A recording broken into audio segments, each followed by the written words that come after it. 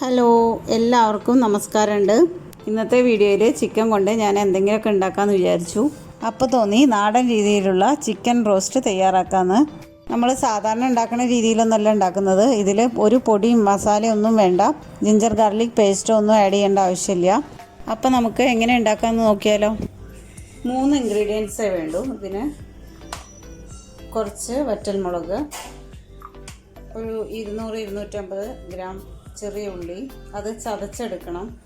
പിന്നെ അതിലേക്ക് വേണ്ടി ചിക്കൻ 1 കിലോ. ഇനി നമുക്ക് കുക്കിങ്ങിലോട്ട് കിടക്കാം. ആദ്യം തന്നെ സ്റ്റവ് കത്തിക്കാം. കുറച്ച് എണ്ണ അതിലേക്ക് ആഡ് ചെയ്യാം.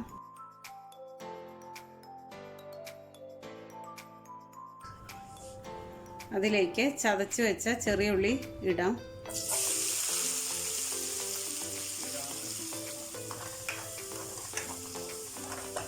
ഇത് നന്നായിട്ട് ഇളക്കി കൊടുക്കണം. നന്നായിട്ട് ബ്രൗൺ കളറായി വരുന്ന വരെ. പെട്ടെന്ന് വഴന്ന് വരാൻ വേണ്ടി കുറച്ച് ഉപ്പ് ആഡ് ചെയ്ത് കൊടുത്തിട്ടുണ്ട്. ഇതിലേക്ക് മഞ്ഞൾപ്പൊടിയോ മുളക് പൊടിയോ കാശ്മീരി മുളകോ ഒന്നും ആവശ്യമില്ല, മല്ലിപ്പൊടി ഒന്നും ആവശ്യമില്ല. ഗരം മസാലയും ഉള്ളിയും വറ്റൽമുളകും ചിക്കനും മാത്രം മതി. ഇതിലേക്ക് പൊടിച്ച് വെച്ച വറ്റൽമുളക് ചേർക്കാം.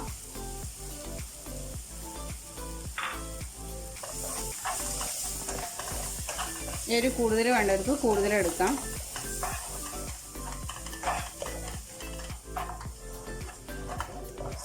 ഇതിലേക്ക് നമുക്ക് ചിക്കൻ പീസസ് ഇട്ട് കൊടുക്കാം.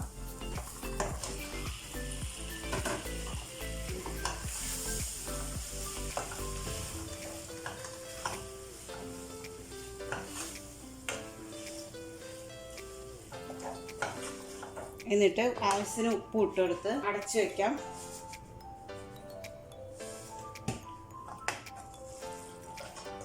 നന്നായി ഇളക്കി മിക്സ് ചെയ്ത് ഉപ്പിട്ട് വെച്ചിട്ടുണ്ട്. ഇനി ഇതൊരു 10 മിനിറ്റ് അടച്ച് വേവിക്കണം.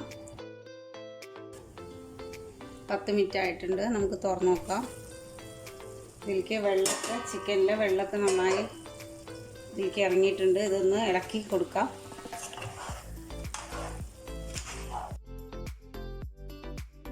നിങ്ങൾക്ക് ചിക്കൻ പീസ് ചെറിയ കഷ്ണങ്ങളാക്കി ഇടണമെങ്കിൽ അങ്ങനെ ഇടാം. വലിയ പീസ് ആക്കണമെന്നില്ല.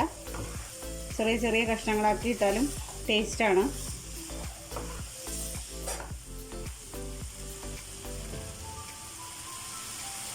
ഉപ്പ് ആവശ്യത്തിന് ഇട്ട് കൊടുത്താൽ മതി. കുറച്ച് അല്പം കുറവുണ്ട്, അതുകൊണ്ട് ഞാൻ കുറച്ചും കൂടി ഇട്ട് കൊടുക്കുന്നുണ്ട്.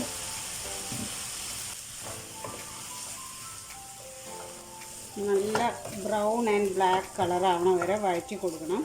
കരിഞ്ഞു പോവാതെ നോക്കണം, അടിക്ക് പിടിക്കാതെ നോക്കണം.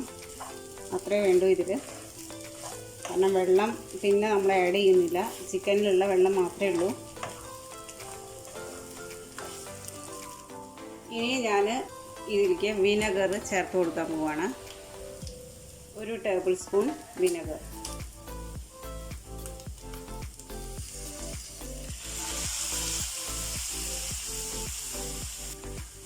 എന്നിട്ട് ഒന്നും കൂടി ഇളക്കി കൊടുക്കാം.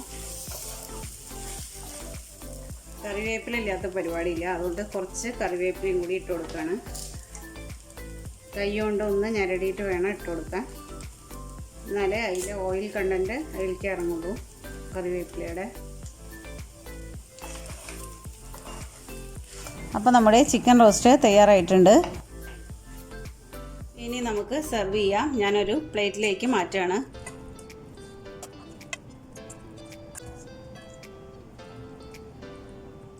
നമുക്കിത് ഗാർണിഷ് ചെയ്തെടുക്കാം.